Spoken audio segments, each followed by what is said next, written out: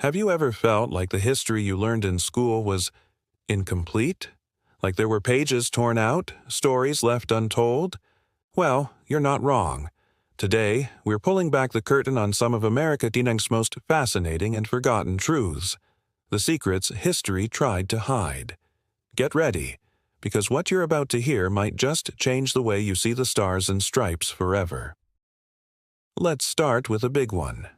We all know the story of Columbus discovering America in 1492.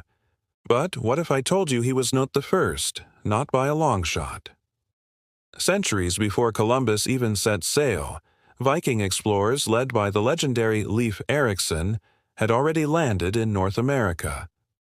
Around the year 1000, they established a settlement in what is now Newfoundland, Canada, calling it Vinland. Archaeological evidence like the site at Lonceau Meadows proves this isn't just a myth. So why isn't Leif Erikson Day as big as Columbus Day? Well, the Vikings' stay wasn't permanent, and their stories were passed down as sagas, not widely known historical records in Europe at the time. When Columbus's voyages kicked off a massive wave of European colonization, his story simply overshadowed theirs, conveniently fitting a narrative of discovery that justified expansion.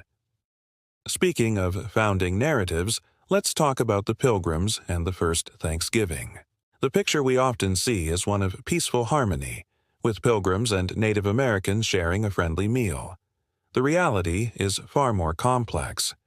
The Wampanoag people, led by their Sachem Massasoit, didn't join the feast out of simple friendship.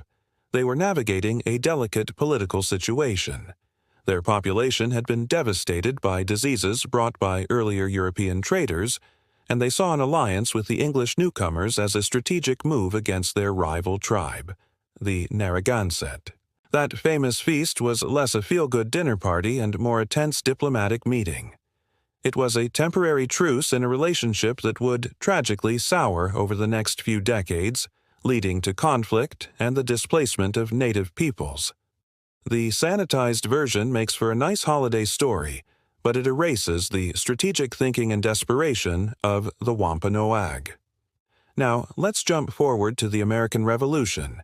We hear the names Washington, Jefferson, Adams, but have you heard of Sybil Ludington?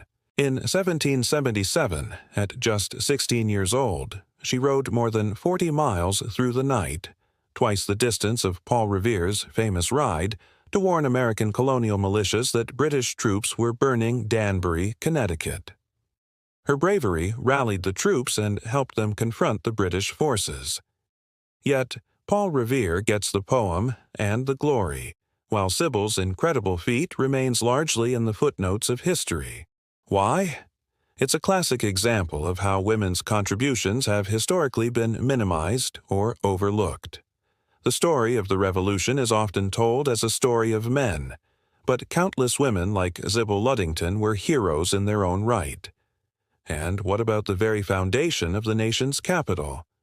Washington, D.C. stands as a symbol of American freedom and democracy. But the iconic buildings, including the White House and the Capitol, were built in large part by enslaved African Americans. Their labor laid the literal foundation of the government that declared all men are created equal, while denying them their own freedom. This isn't a comfortable truth, but it's a critical one. For years, official histories focused on the architects and politicians, ignoring the skilled, forced labor of the enslaved people who quarried the stone, fired the bricks, and raised the walls. Acknowledging their contribution doesn't diminish the ideals of the nation. It gives us a more honest and complete understanding of the immense contradictions at the heart of its founding. Let's move into the 19th century and the Wild West. We have this romantic image of lone cowboys, showdowns at high noon, and rugged individualism. But did you know that historians estimate as many as 1 in 4 cowboys were black? After the Civil War, many freed slaves went west seeking opportunity and escape from the racial oppression of the South. They became skilled cattle herders, wranglers, and ranch hands. Figures like Nat Love, also known as Deadwood Dick, was a famous rodeo champion and cowboy whose autobiography detailed a life of incredible adventure. Yet Hollywood and popular fiction overwhelmingly portrayed the cowboy as white, effectively erasing the significant black presence on the frontier. The myth of the all-white Wild West served a post-Civil War narrative that minimized the role and agency of African Americans in shaping the nation. Here's another hidden story, this time from World War II. While the nation was fighting for freedom abroad, over 120,000 Japanese Americans, two-thirds of whom were U.S. citizens, were forcibly removed from their homes and incarcerated in internment camps. This wasn't a secret at the time, but the justification for it, national security, was later revealed to be based on race prejudice, war hysteria, and a failure of political leadership, as a congressional commission concluded in the 1980s.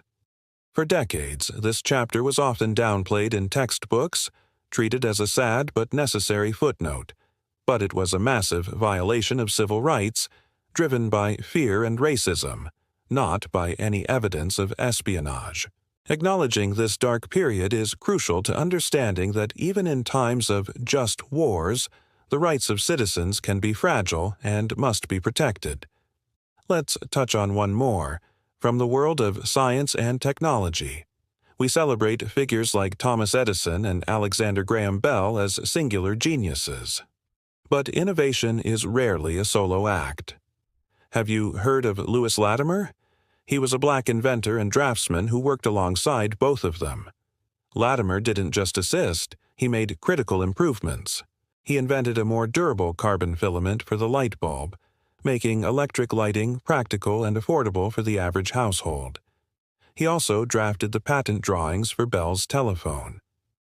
While Edison and Bell became household names, Latimer's crucial contributions were largely relegated to the background. His story reminds us that behind every great man of history, there's often a team of brilliant and sometimes forgotten contributors. So why do these stories get lost?